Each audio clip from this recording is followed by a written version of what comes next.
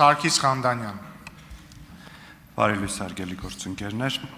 հարցս պարոն Վարդևանյանի վերաբերյալ չէ, պարոն Վարդևանյանին վերաբերող հարցերը իրենք ուղենք։ Պարոն Աբրահամյան, ձեր խմբակցության ղեկավարը, դուք անդամները 5 օր շարունակ խուսափում են անդրադառնալ այս հարցին եւ հաշվի առնելով, որ սա առաջին հնարավորությունն է ուղիղ ձեր խմբակցության ներկայացուցիչներից որևէ մեկին հարց ուղղել,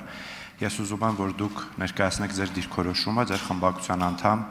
Էդգար Ղազարյանի սակրավորների վերաբերյալ արված հայտարարության, ես կհիշեցնեմ, թե ինչ է ասել Էդգար Ղազարյանը, արդեն երկրորդ դեպքն է, որ հայ սակրավորը պայթում է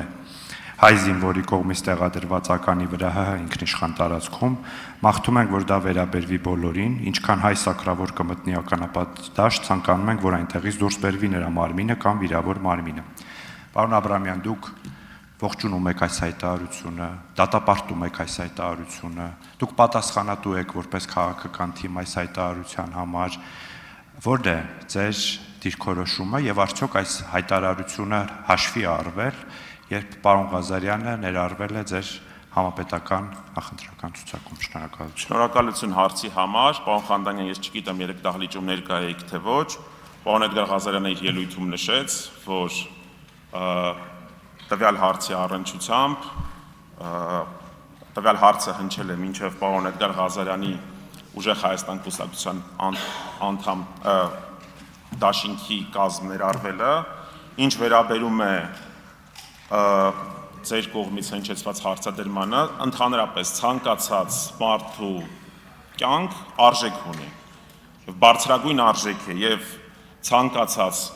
մարդու կյանք պետք է գնահատել եւ նման հայտարարությունները, ինչպես օրինակի համար ինչու չէ զոհվել պատերազմում, դրանք անընդունելի են։ Բնականաբար ցանկացած հայ մարդու կյանք եւ ընդհանրապես ցանկացած մարդու կյանք արժեք ունի, բացարձակ արժեք է։ Ինձ թվում է ես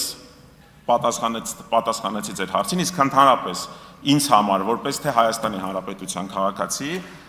եւ համոզված եմ մեր խմբակցության, մեր կուսակցության, մեր դաշինքի անդամ բոլոր քաղաքացիների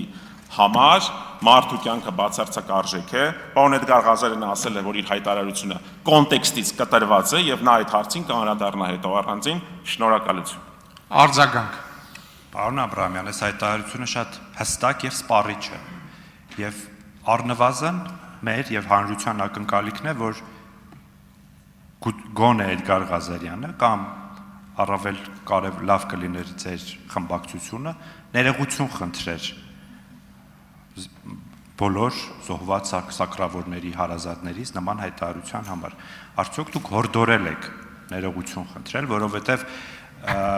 հնարավոր չի որևէ կոնտեքստից այսպիսի հայտարարություն կտրել։ Այս շատ հստակ հայտարարություն է, որը շատ վիրավորական է բոլոր զինված զինծառայողների եւ մասնավորապես սակրավորների համար։ Պարոն Ղանդանյան, ես նախորդ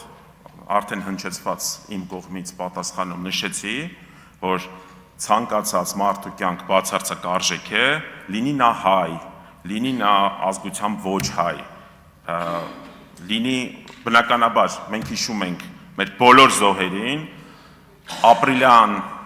44-օրյա պատերազմում, 2023 թվականի Արցախի բռնի տեղահանման, Արցախահայերի տեղահանման ժամանակաշրջանում բոլոր զոհերին հիշում ենք նաև ժամանակագրությունը այդ ամեն ինչի եւ պարոն Էդգար Ղազարյանը արդեն ասել է, որ այս հարցին առանձին անդրադառնալու է։ Ինչ վերաբերում է ներողություն խնդրելուն, այսպես ասեմ, մենք էլ ենք սպասում, որ բազմաթիվ հայտարարությունների եւ տեղի ունեցածի համար որոշ քաղաքական գործիչներ ոչ միայն ներողություն կխնդրեն, այլ նաեւ կկրեն քաղաքական պատասխանատվություն, հրաժարական կներկայացնեն եւ կհեռանան քաղաքականությունից։ Շնորհակալություն։